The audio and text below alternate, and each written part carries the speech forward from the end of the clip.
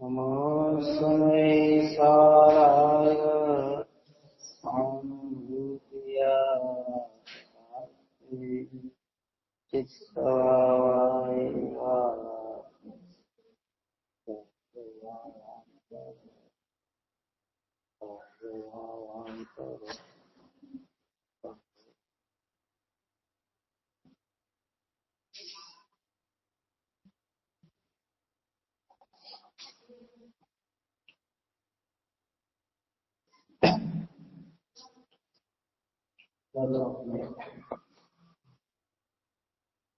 चार बच्चों से 5 चल रही थी।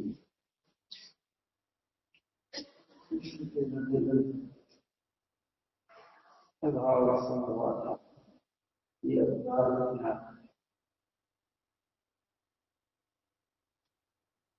इसके उत्तर में सपराध की स्वरूप दर्शाया है। जो आराधना से वही अपराध।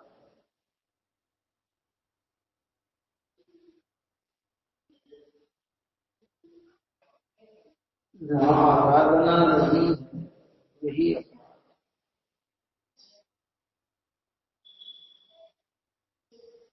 अपना उपयोग अपने चैतन्यता को स्वीकार न करे वही अपना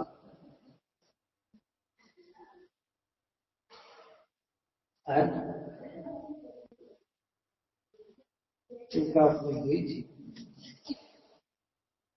बाबा ठाकुर के पुराने चलते संसिद्धि राग सिद्धि शादी और आदि इन शब्दों का एक ही अर्थ है। यहाँ शुद्ध आत्मा की सिद्धि अथवा साधना का नाम बना। जितने भी नाम ऊपर की गाथा में दिए गए, संसिद्धि को, ज्ञान को, सिद्धि को, साधित को, आराधित को, इन सब शब्दों का एक ही अर्थ है। शब्द अनेक है, वो एक वस्तु को ही बताने वाले हैं। या जहाँ शुद्ध आत्मा की सिद्धि अर्थात साधना का नाम ही राग है। राग यानी आराधना है ना। शुद्ध आत्मा उसकी प्राप्ति, उसी में एकाग्रता, ये ही राग है, यही संसिद्धि है। इसी का नाम साधित है, आराधित है। अपने उपयोग को, अपने चैतन्य आत्मा को परद्रव्य से रहित देखना है ना। अभी यहाँ परद्रव्य की जितनी चर्चा चल रही है उसमें मुख्यतः अपने विकारों से भिन्न देखना, रागादि भाव से भिन्न देखने का मतलब अनुभव करना है ना। यही राग है, यही आराधना है। संयोगों से, शरीर से, इंद्रियों से, मन वाणी कर्म से भिन्न, 8 कर्म से भिन्न और पुण्य पाप से भी भिन्न अपने आत्मा को देखना, अनुभव करना, जिसे वह राग नहीं है वही आत्मा साकार। ऐसी आत्मा की जहाँ अनुभूति नहीं है वही क्या है? अपराध है। हमने पूर्व में चर्चा की, गंभीर बात है। ये बाहर के भले हम हिंसा न करें, झूठ न बोले, चोरी न करें, उसी सेवन न करें, धनादि की भी परद्रव्य का धन ग्रहण परिग्रह संग्रह न करें, लेकिन आत्मा को, आत्मा की अनुभूति नहीं है तो भी अपराध है।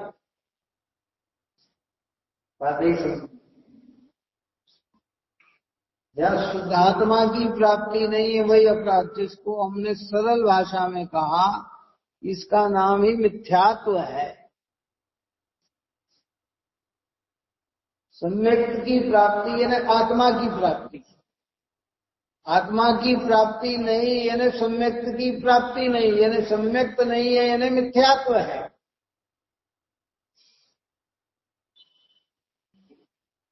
तो फिर क्या अपराध है?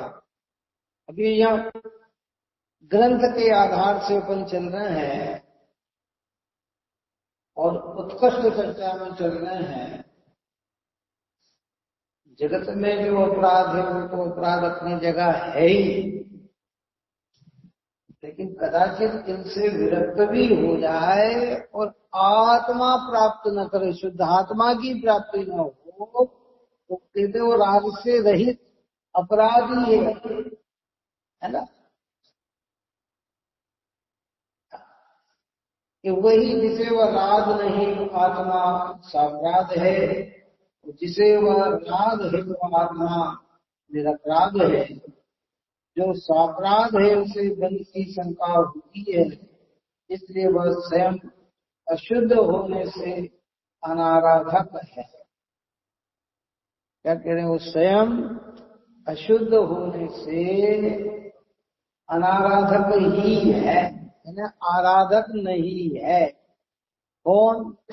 जिसे शुद्धात्मा की प्राप्ति नहीं हुई वो अनाराधक है, आराधक नहीं है। व्यवहार में कहते आराधक, आराध्य हमारे व्यवहार में कुंज हम आराधक हैं। क्या कह रहे हैं फिर आगे बढ़ के?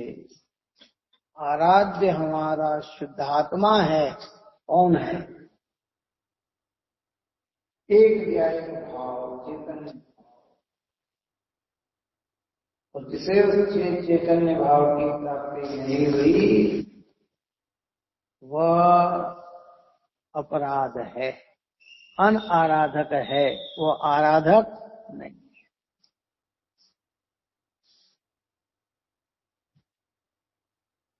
अनादिकाल से हम क्या है? आराधक है कि अनाराधक है? अनाराधक है बात है ना?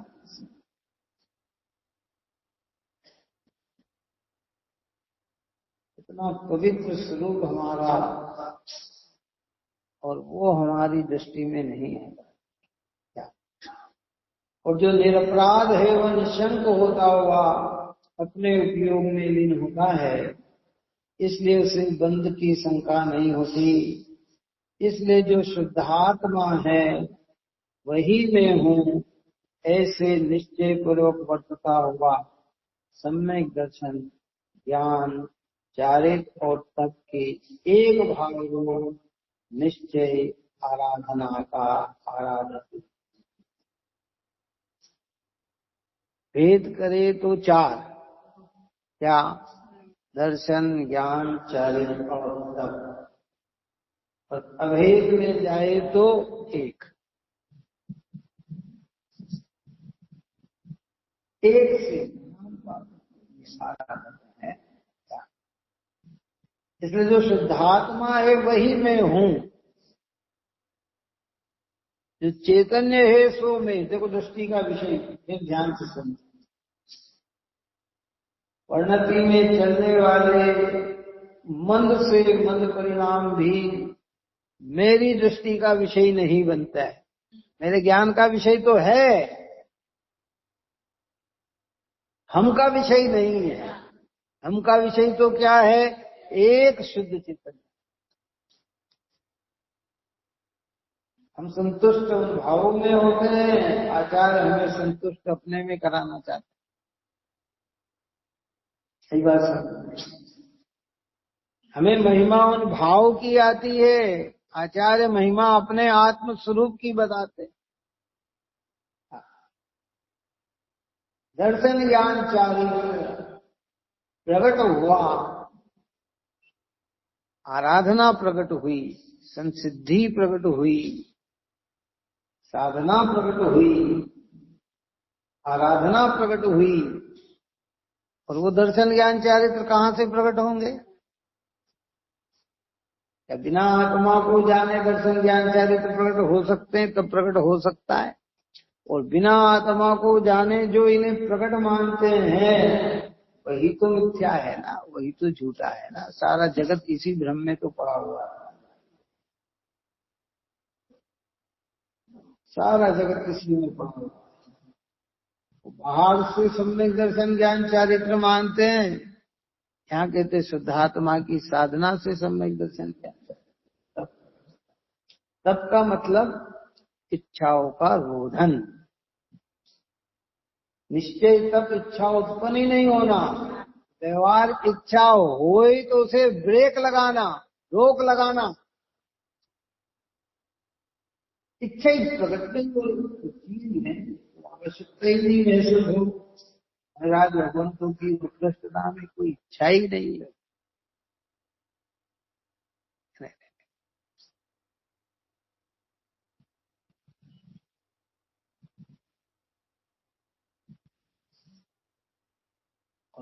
कदाचित आए तो उसको रोकते हैं। समदंते जो कर्म आवे सो संवर आत्मीय है। इच्छाओं के समन से और इंद्रियों के दमन से कर्म पर ब्रेक लगते हैं। दिगंबर संत तो यही करते हैं, लेकिन उसका मूल स्रोत आधार क्या है? एक शुद्धात्मा। अगर शुद्धात्मा परिणति में वेदन में न आया तो आराधक नहीं है, अनाराधक। देखो मूल बात चल रही हो, व्यवहार से उसको अनाराधक नहीं कहा। कैसा?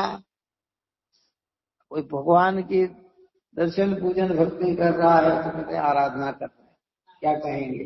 है? साधना कर रहे हैं भाई।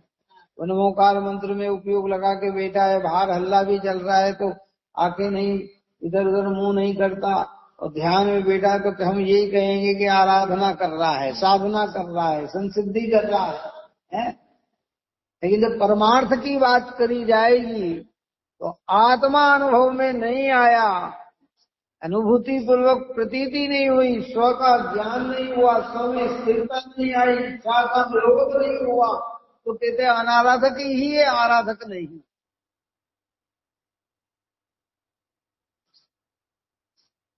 संतुष्ट अभी तक हम जो इतने हुए हैं ना, बाहर में संतुष्ट हुए हैं। अगर हम तीव्र कषाई हैं, पहले भी कहा, ये बात बिल्कुल हृदय में करना, स्मरण में रखने जैसी चीज है। अगर हम तीव्र कषाई जीव हैं तो धन रुपया पैसा मकान दुकान खेत खलियान बाग बगीचे वस्त्र आभूषण रिश्तेदार नातेदार में संतुष्ट हो रहे हैं। और अगर हम मंद कषाई हैं तो ये दया दान पूजा भक्ति व्रतशील संयम में संतुष्ट हो।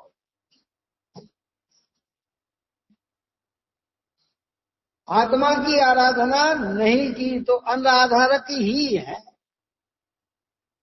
अनाराधक का मतलब है अपराध।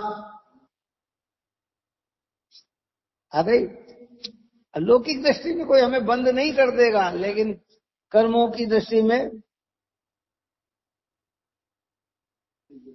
फिर हम उसका भाई देखो आप और हम तो इतने पुण्यशाली इतना पुण्य भूमि बांधते आए, वो विपदा हमारी आंखों के सामने दिखाई नहीं थी। जो विपदा दुनिया भोग रही है, अनंत जीव भोग रहे हैं।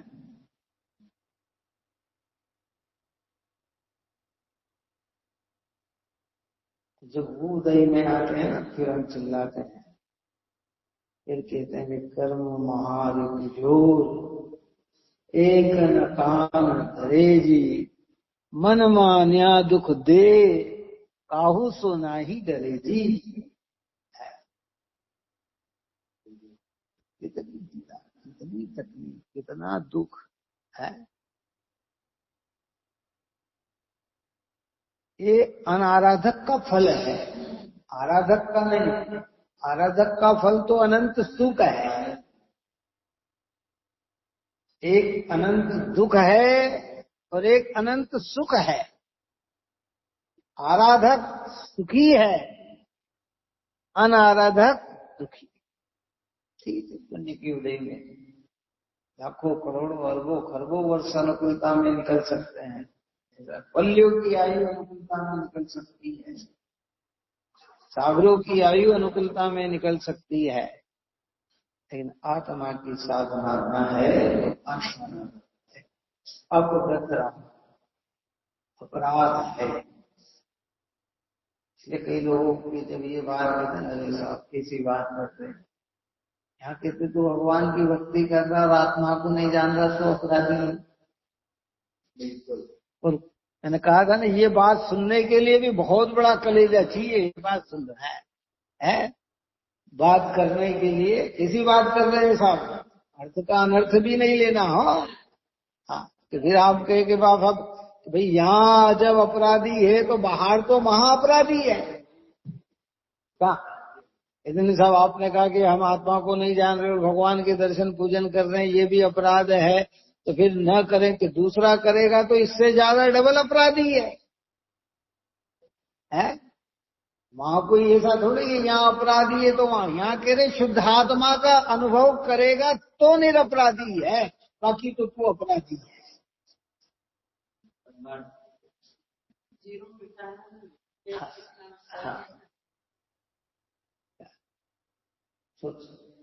सरल होकर, सहज होकर, निर्माणी की बात में भी मैं पे की पुष्टि करते हुए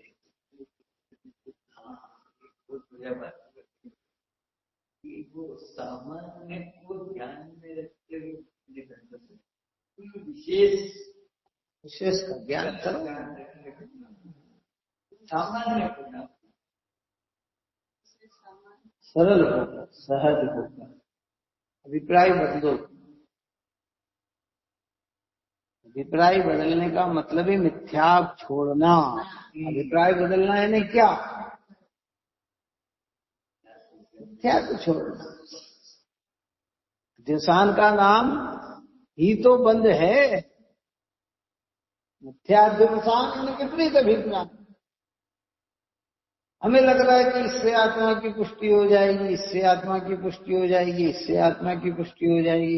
यहाँ कह रहे नहीं भैया, वस्तु स्वरूप को जानकर, एक ज्ञायक को लक्ष्य में लेकर ज्ञान का ही रुचिवंत बनेगा तो जाके आराधना की प्राप्ति होगी। सामान्य होगा तो विशेष आएगा, सामान्य नहीं होगा तो विशेष ही नहीं आएगा।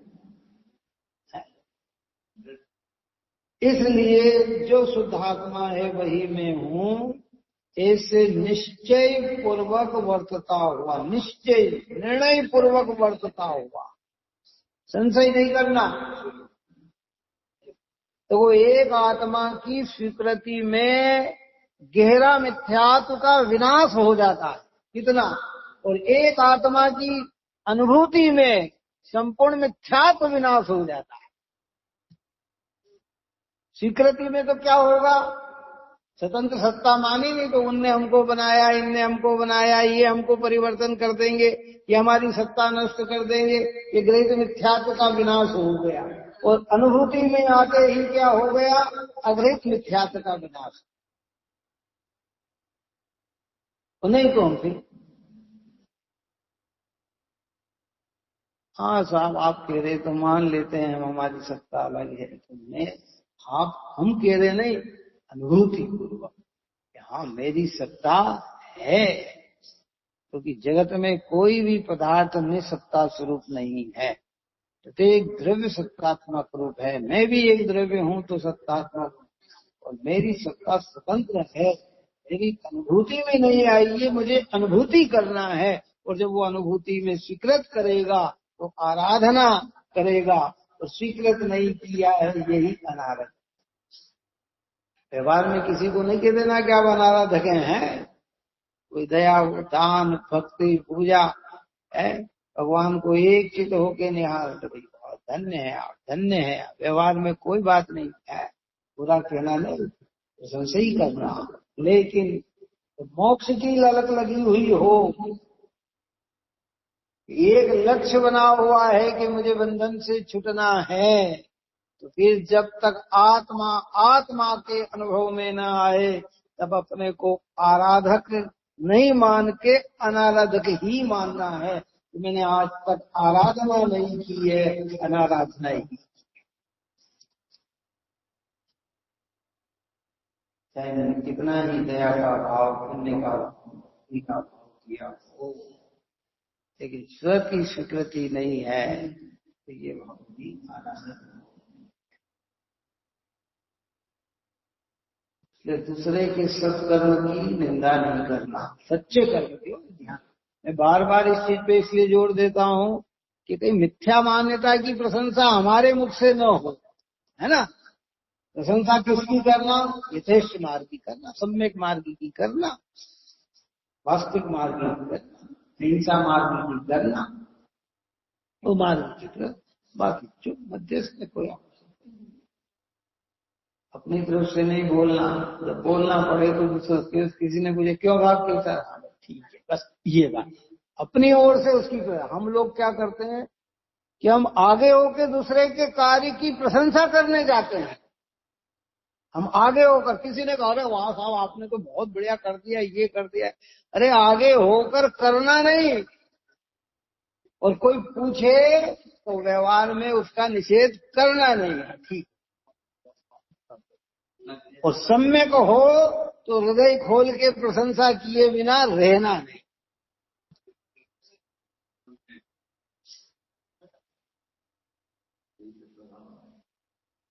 सारे दिगंबर, सारे परमात्मा पुरुष, सारे संदृष्टि जीव त्रैलोक्य में विचरण करने वाले वे कब हमसे प्रशंसनीय नहीं होते हैं, किस क्षण प्रशंसनीय नहीं होते हैं, सदाकाल प्रशंसनीय।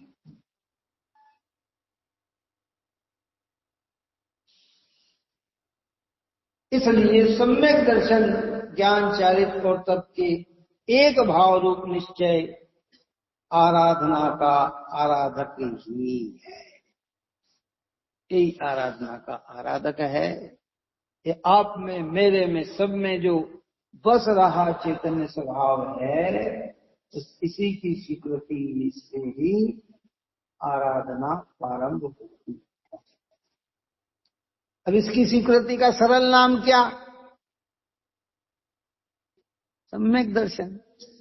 और आत्मा की बस यही स्वीकृति है ना, अनुभूति पूर्वक, क्षुसम ज्ञान का विषय नहीं, धारणा ज्ञान का विषय नहीं, अनुभूत का विषय। तो नहीं हुई है तो हम आज तक आराधक नहीं है। तो आराधक आज तक नहीं है तो बन सकते हैं कि नहीं, कि बन सकते हैं। पूर्व पर्याय का वर्तमान पर्याय में क्या,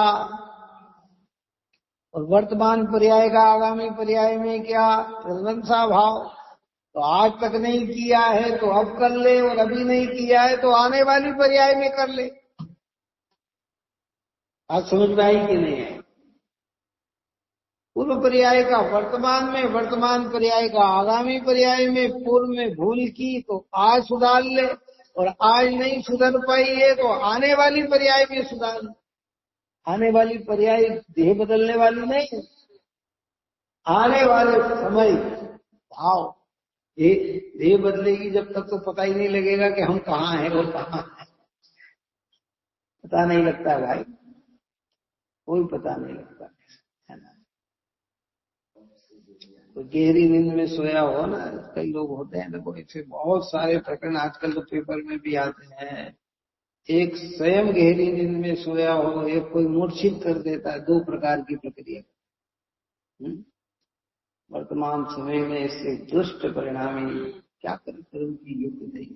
सोए हैं बेचारे घर के अंदर, लुटेरे आने आए, क्लोरोफार्म सुबह दिया, बेहोशी की दवा डाल दी और उसे उठा के ले गए। अब वो आँख खुले उसकी जब होश में आए, तब तो वहां पता ही नहीं किस जगह जाके कहाँ है। यहाँ तो सोए कहाँ थे। एक ही कह रहे कि मृत्यु का एक झकोरा, कितना, खाली एक झकोरा। कैसे, अभी तो हम घर में थे, अभी तो मंदिर में थे, अभी तो ये थे कि पता नहीं लगे वो एक क्षण के अंदर कहाँ ले जाकर। और जब आँख खुले, यहाँ तो समय पे कार्य और वहां ऐसा कि कोई सुनने वाला भी नहीं। नरकों का जीवन क्या क्या पता नहीं लगता है। हमारे मोहल्ले के अंदर एक दूसरा कुत्ता आ जाता है ना कभी कौन, तो एक साथ सब भिड़ जाते हैं उसके ऊपर। एक नया नारकी अगर नरक में घुसा ना, तो सब नारकी उस पर भिड़ जाते हैं, भयंकर पता से भिड़ जाते हैं। तिरंचों में भी यही दशा है। तो कहते क्या पता, कहते इसलिए क्या करना, आराधना करो, अपनी स्वीकृति दो। मेरा चैतन्य स्वरूप भगवान आत्मा ज्ञान और आनंद से बना हुआ है, यही मैं हूँ। शेष जितने भी भाव, जितने भी संयोग, ये सब मेरे चैतन्य आत्मा से भिन्न है। और मुझ में इसी में रहने का मुझे प्रयत्न करना चाहिए। जितना प्रयत्न बनता है उसको कहते हैं आराधना। अब वो दर्शन की आराधना, ज्ञान की आराधना, चारित्र की आराधना और तप की आराधना, तो उसका बाह्य प्रसंग दिखता है। मुनिराज को हम कहते चारित्रधारी मुनिराज है। उपवास आदि करने वाले को, शिखर पे जाए चलकर ध्यान करने वाले को कहते हैं हम ये तपी है, महातपी है। लेकिन वो तप की शुरुआत कहाँ से हुई, वो आराधना कहाँ से हो रही है। अच्छा, वो जेठ मास शिखर के ऊपर जाकर क्या कर रहे हैं, चलो बता। अगर वो आत्मा में रत नहीं है तो तप ही नहीं है, हैं? तो तप ही नहीं है। वो लीन कहाँ होते हैं अपने। वो ये सोचे कि मैं इतनी घोर धूप सहन कर रहा हूं तो तपी नहीं है। तो अपने में रहते हैं और ये सारी हो जाती है। तो अनंत कर्म वरना है, उनसे निर्जरित हो जाती है, सही हो जाता है। इसलिए आप कहते हैं कि भाई ऐसा निश्चय पूर्वक वर्तता हुआ सम्यक दर्शन ज्ञान चालित तत्व के एक भाव रूप निश्चय आराधना का आराधक ही है। इसमें एक मोटी बात निकल कर ये आती है, आप और हम, इसलिए ने कहा ना कि जब तक आत्मा की प्राप्ति न हो तो अपने में ग्लानि बनाए रखना। ग्लानि का मतलब क्या, जो अभी मैं निरपराधी नहीं हुआ। बाहर वाले तो कहेंगे अरे साहब आप बड़े निरपराधी हो गए। ये कहाँ हो गए भाई, कैसे निरपराधी हो गए हैं?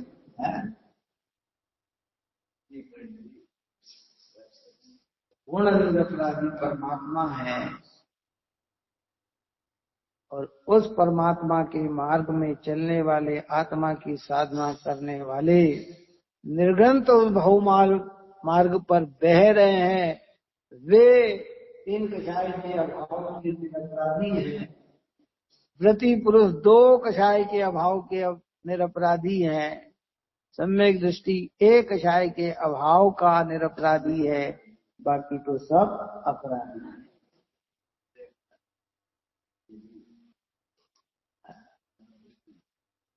काय में चर्चा कर रहे हैं, मोक्ष अधिकार। अपने अधिकार का एक बहुत बड़ा महत्व होता है ना। सामान्य चर्चा, मध्यम चर्चा, विशेष चर्चा, बहुत विशेष चर्चा।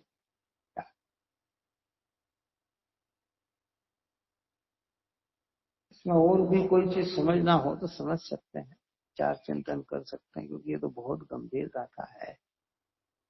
ये मात्र अपने को भीतर से देखने की गाथा है, काहे से बाहर से नहीं देखना। हाँ, भीतर से मेरा निश्चय कैसा, मेरा निर्णय कैसा है, मैं किसमें अपनापन जोड़ रहा हूं। संयोग नहीं मिटेगा, लेकिन मान्यता मिट जाएगी। मैंने उस रोज कहा था ना, श्रीमद रायचंद जी ने कहा ना कि देह छता जेने दशा बढ़ते देहाती में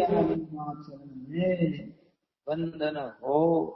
ऐसे धर्मात्मा पुरुष आचार्य उपाध्याय साधु मुनिराज भगवंत कहते कि वो देह में रहते हुए भी देह से भिन्न, सम्यक दृष्टि वृत्ति पुरुष भी देह में रहते हुए भी देह से भिन्न। परोक्ष में तो सम्यक दर्शन को वंदन किया जाता है, प्रत्यक्ष में असंयमी सम्यक दृष्टि को भी वंदन नहीं किया जाता। कितना परोक्ष में सम्यक दर्शन को वंदन किया जाता, सम्यक दृष्टियों को वंदन किया जाता। अभी हम भूत भविष्य वर्तमान की 24वीं में क्षणिक महाराज को वंदन कर रहे हैं। क्या कर रहे हैं? सम्यक दृष्टि है ना, लेकिन संयमी है क्या? संयमी है। अगर हम उन्हें अर्घ चढ़ाते हैं तो वो सिद्ध दशा को, तीर्थंकर अवस्था को लक्ष्य में लेके चढ़ाते हैं, काय की अवस्था को लेके है, भावी बेगम नहीं किए। वर्तमान में तो उनकी प्रशंसा करते हैं। क्या करते हैं हम? प्रशंसा। जितने भी सम्यक दृष्टि धर्मात्मा है प्रशंसा, क्योंकि वे निरपराधता की शुरुआत कर चुके हैं।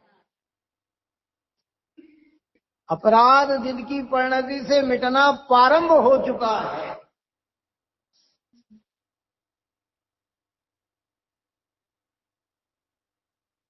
स्वर्ग के इंद्र की प्रशंसा की जाती है, इंद्रों को अर्घ नहीं चढ़ाया जाता, क्योंकि भगवान सिद्धिदेव की प्रशंसा की जा सकती है, लेकिन उन्हें अर्घ नहीं चढ़ाया जा सकता। जितने भी सरवार सिद्धि से आएंगे ना, सभी तीर्थंकर बनेंगे, सभी चक्रवर्ती बनेंगे, ऐसा नहीं है। जो बने उनकी महिमा बताइए कि देखो वहां से आके चक्रवर्ती भी बन गए, वहां से आकर तीर्थंकर भी बन गए, लेकिन सब सरवार सिद्धि से आकर तीर्थंकर बने, ऐसा कोई नियम नहीं है। हाँ, एक भव अवतारी है ये नियम। क्या अवतारी है? एक भव अवतारी, ये तो नियम है। लेकिन सब अगर क्योंकि तीर्थंकर तो एक लिमिटेशन होते हैं, चक्रवर्ती भी एक लिमिटेशन होते हैं, और नहीं तो फिर ये हर को इंतजार करना पड़ेगा। और हमारे सैनिक महाराज तो मनुष्य से निकलकर नरक में गए और नरक से निकलकर तीर्थंकर बन रहे हैं, तो फिर वो तो सरवार सिद्धि गए ही नहीं है। ये तो महान उत्कृष्टता में दर्शाया है, ज्ञान कराया है। हाँ, ये बात बिल्कुल गारंटी है कि जो वहां से निकलेगा, भले तीर्थंकर चक्रवर्ती न भी बनेगा तो श्रेष्ठ ही, हल्का फुल्का नहीं बनेगा, क्योंकि सागरों का पुण्य बांधा है तो वो कैसा आएगा है? तो बहुत बढ़ता है। लेकिन वो आराधना किसकी करते हैं? एक शुद्धात्मा। ऐसे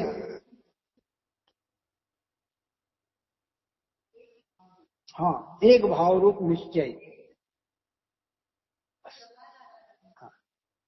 भेद किया व्यवहार आराधना, और एक रूप अपने में गए, ये निश्चय आराधना। एक निश्चय, ये सब देखो समझाने के लिए भेद प्रभेद है, समझने के लिए नहीं। समझना तो किसको? एक को, है ना। समझाने समझाना जब भी पड़ता है ना, वहां बुद्धि स्थूल होती है, और जहां समझना पड़ता है ना, वहां बुद्धि सूक्ष्म होती है। एक में ही है ना। उन्हें को तो कई बार अपन ने चर्चा की ना, सम्यक दर्शन अकेला उत्पन्न नहीं होता तो सबको लेके ही आता है, लेकिन वाणी की ताकत सबको बताने की नहीं है। अच्छा, वहां उस रूपकता का है जितना है। अब वो एक स्थूल दिखता है, वो स्थूल नहीं दिखता है, उसकी अपेक्षा कहते हैं कि अभी चारित्र बाद हो, तो बिना स्वरूप की स्थिरता के सम्यक दर्शन कैसे आया? अध्यात्म में तो स्वरूप के चरण का नाम ही चारित्र है ना, वही तो चारित्र है। शुद्धात्मा में भले 2 सेकंड रुके, 3 सेकंड रुके, बस वो रुकेगा, वो उस पूर्वक प्रतीति का नाम तो सम्यक दर्शन है। और फिर इसकी चर्चा एक और बार पहले की श्री भद्राचरण जी की भाषा में कहें, आत्मा के अनंत गुणों में अंश शुद्धि का नाम सम्यक दर्शन है। जितने भी गुण है उसमें शुद्धि प्रकट हो गई ना। अब व्यक्त हो पाए या ना हो पाए वो अलग विषय है, लेकिन शुद्धि तो क्या हो गई? प्रकट हो गई।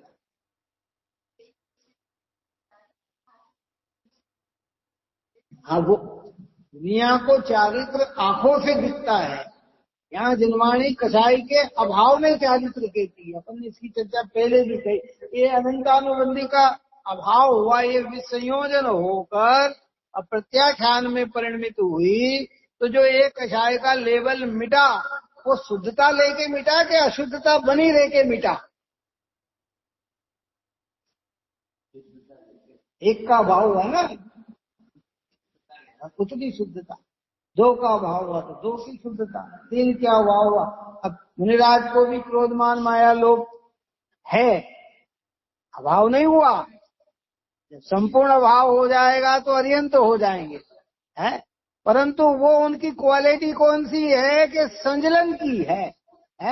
तो 3 कषाय नहीं है तो उतनी जितनी कितना है उतनी तो पवित्रता है ना उनके पास,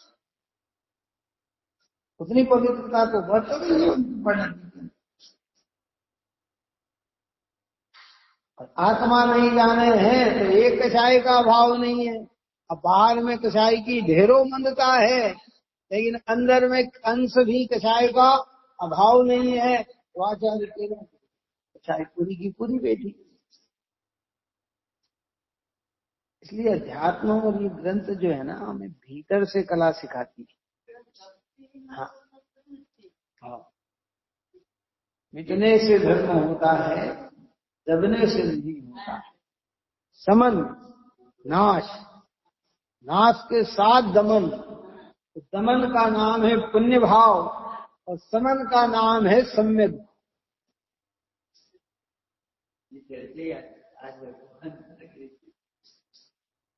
क्या इनको समझना है भाई? बात तो अभी आगे तो बहुत इससे भी महत्वपूर्ण बात आ रही है। सारी दुनिया इस विषय पे विवाद करती है, जिनवाणी इस विवाद को सुलझाती है। ये 2-3 गाथा बहुत महत्वपूर्ण गाथा। यहाँ तो जिन भावों को आप और हम अमृत समझ रहे हैं, उन भावों को यहाँ कहेंगे ये विष कुंभ है। विष कुंभ। हाँ, आ रही है गाथा, आने वाली गाथा में आई।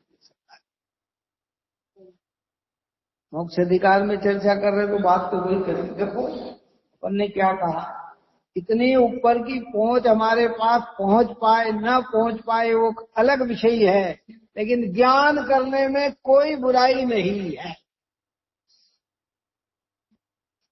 कई लोग होते हैं ना, सारे देश विदेशों का क्यों सब आपको अमेरिका का इतना ज्ञान, लंदन का इतना ज्ञान, वहां की व्यवस्था का ज्ञान, वहां की। आप कितनी बार अमेरिका में? तो अमेरिका नहीं गया भाई, गए नहीं। और ज्ञान तो ज्ञान करना क्या बुरा है? अब जब जाएगा तो वहां उसी पद्धति से जाएगा ना, जैसा वहां वहां जो है वैसे ही है, इसी पद्धति से जाएगा ना। सब ज्ञान करना। क्या करेगी, समझ तो आना चाहिए ना।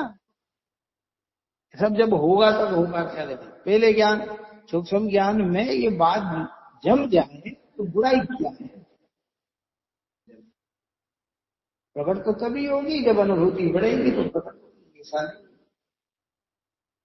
पुनस्तान की वृद्धि भावों की मोहों के क्षय से प्रकट होती है। कितना, जितने जितने मोह और योग के निमित्त से जो हमारे परिणाम चलते हैं उसी का नाम तो गुणस्थान है।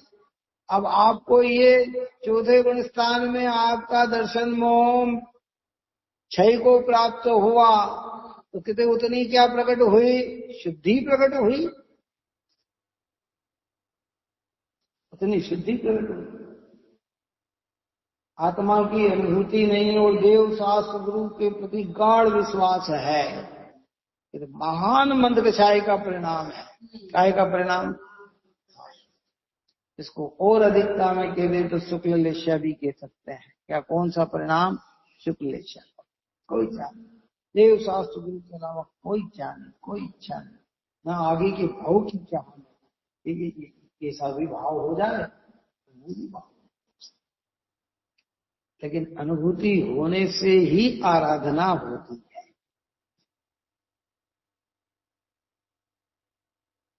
तो जब तक अनुभूति न हो क्या करें साहब। हम तो चाहते हैं कि कोई मल न लगे, तो फिर भी अभी ऐसी दशा नहीं आई तो फिर वही मल लगाना जो सामान्य हो, गाढ़े मल में मत चले जाना। देव धर्म गुरु की आराधना में ही देना आपको, गुरु को देव को धर्म की निकटता में मत चले जाना। अहिंसा के मार्ग पे चलना, हिंसा के मार्ग में मत चले जाना। पुण्य के मार्ग में लगना, पाप के मार्ग में मत चले जाना। परंतु वो है तो क्या, क्यों होता ना, मैंने पहले दृष्टांत दिया था, एक होता है चमारिया रंग, क्या, और एक और आजकल तो और भी रंग ऐसे गाढ़े गाढ़े आ गए, और एक होता है केसरिया रंग। जैन धर्म का रंग जो है वो केसरिया ही तो है ना। केसरिया का मतलब क्या कि नाम तो रंग है पर इतना गाढ़ा नहीं है, थोड़े से प्रयत्न करने पर क्या हो जाता है, निकल।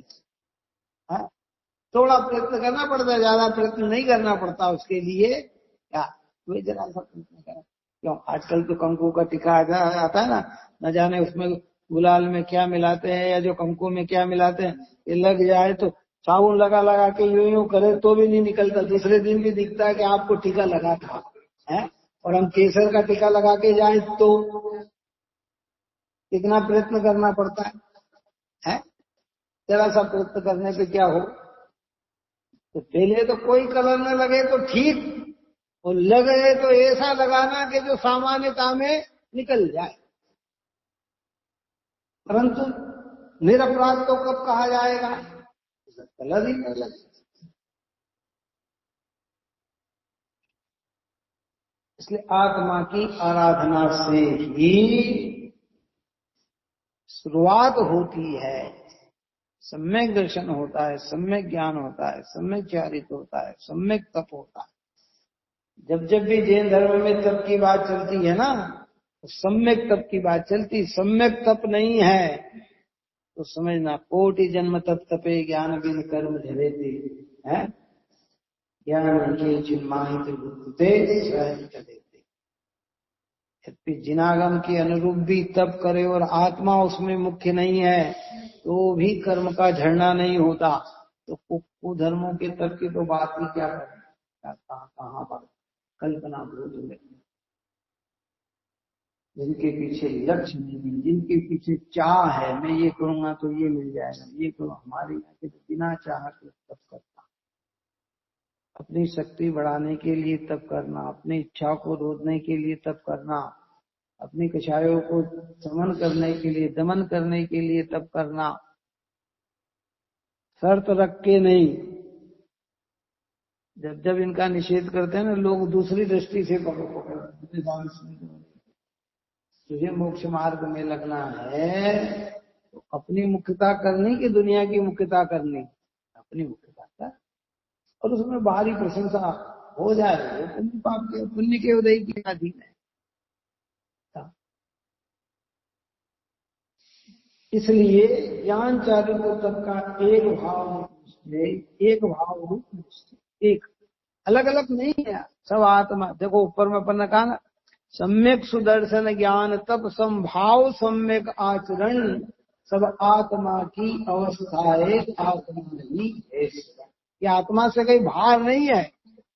सम्यक कहो, ज्ञान कहो, चारित्र कहो, तप कहो, और भी अनेक प्रकार के उत्तम समाधिक भाव कहो, ये सब किसकी अवस्था है? ये सब आत्मा की तो अवस्था है, आत्मा से बाहर थोड़ी है। शरण कौन हो गया? आत्मा। भेद करके भी कहाँ आ गए? अभी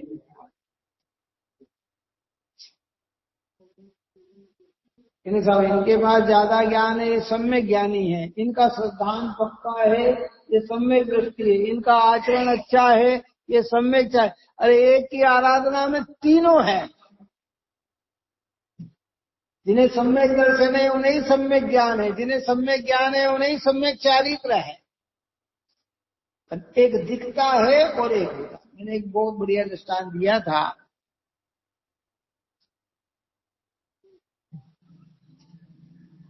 अभी फसल बोने का जब समय था, सोयाबीन की जब बुआई हुई, क्या हुई है ना, खेत को अच्छा करके बीज बोया, बीज बो दिया, उसमें अंकुर कब निकलता है? कब निकलता है? बाहर कब आता है? अंदर में आया हो तो बाहर आता है, कि अंदर में आया नहीं और बाहर आ गया, है ना? अब हमें जब बाहर दिखता है तब हम कहते हैं, क्या कहते हैं कि हाँ भाई ठीक है, लेकिन वो तो पहले ही फूट चुका था ना अंदर में। क्या समझ? ऐसे बाहर का चारित्र स्थूल प्रकट होता है तब दिखता है, पर वो प्रकट तो पहले ही हो चुका था ना। अगर नहीं होता तो वो दिखता कहाँ से है? बात ही समझ में नहीं। अब वो धीरे धीरे क्या होगा, वृद्धिगतता को प्राप्त होगा और उस पर फल लग जाएंगे, सोयाबीन आ जाएगी। ऐसे करें धीरे धीरे वृद्धिगत अंदर में प्रकट हुआ, व्यक्त हुआ, जितना जितना बड़ा होकर जब परिपूर्ण 100 दिन के अंदर, 90 दिन के अंदर जब परिपूर्णता आ जाती है तो फल आ जाता है। ऐसे चारित्र जब पूर्ण होता है तो केवल ज्ञान की प्राप्ति हो जाती, फल है उसका। चारित्र खल्लु धम्मो, दर्शन मूलो धम्मो, धर्म का मूल श्रद्धा है, अनुभूति पूर्वक प्रतीति है, तो चारित्र उसका फल है।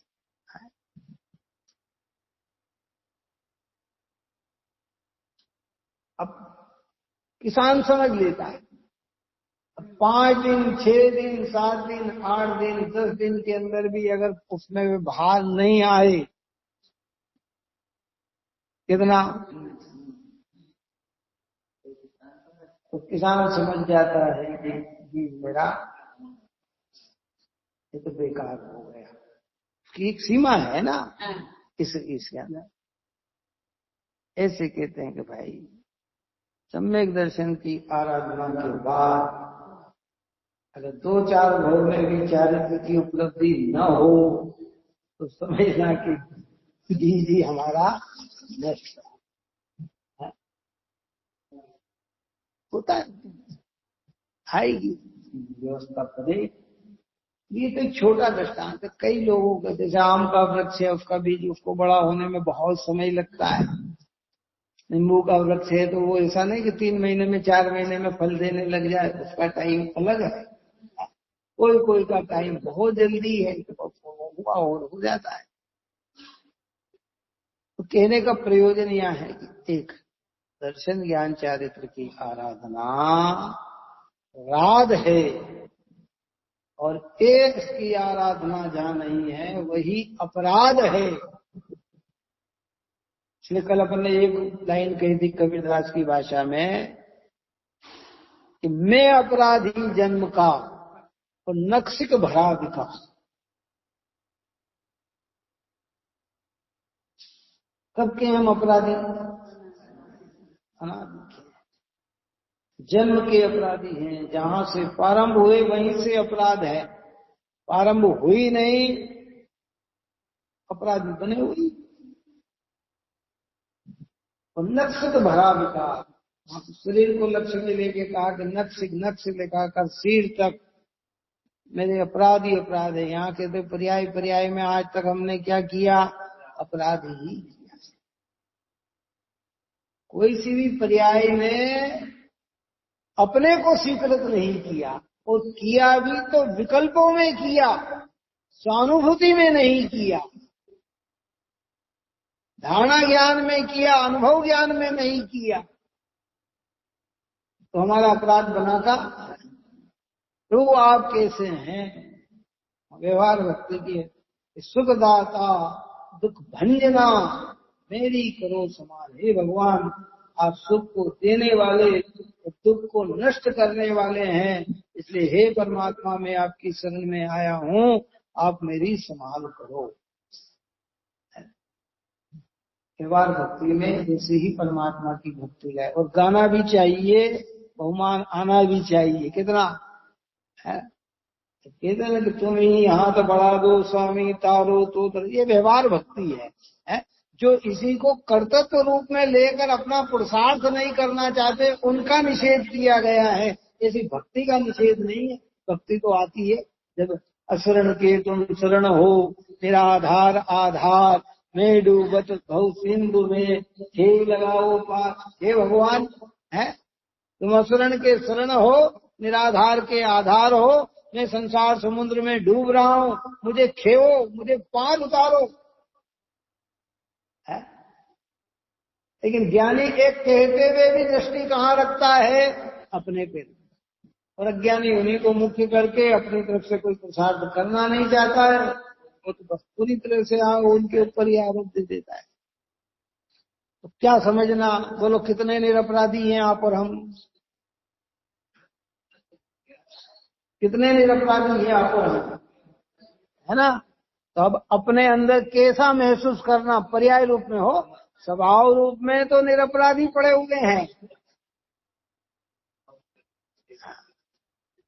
इसलिए पर्याय में किसी भी धार्मिक कार्य का हम नहीं आना। चाहे दान दिया हो, चाहे पूजा की हो, चाहे भक्ति की हो, चाहे व्रत किया हो, चाहे संयम पाला हो, जब तक सम्यक दर्शन की प्राप्ति नहीं है, मैं निरपराधी नहीं हूं। इस प्रकार की चर्चाएं की है। आगे इसी बात को 187 नंबर के प्लस में बहुत ही मार्मिक बात कहेंगे। और आने वाली गाथा, अब 3 गाथा हमारी ओर बची है, 2 गाथा 306 और 307। इसमें मौलिक चर्चा करते हुए फिर आगे सर्वशुद्ध ज्ञान अधिकार, अंतिम अधिकार, सबसे बड़ा अधिकार है, और जो कुछ कमियां दृष्टि में रह गई है, उस कमी का भी निवारण करने वाला आगे वाला अधिकार सर्वशुद्ध ज्ञान अधिकार हमारा प्रारंभ होगा। आप और हम सब बहुत ही विवेक और श्रद्धान पूर्वक अपने परिणाम को निर्मल बनाएंगे। यही मंगल भाव।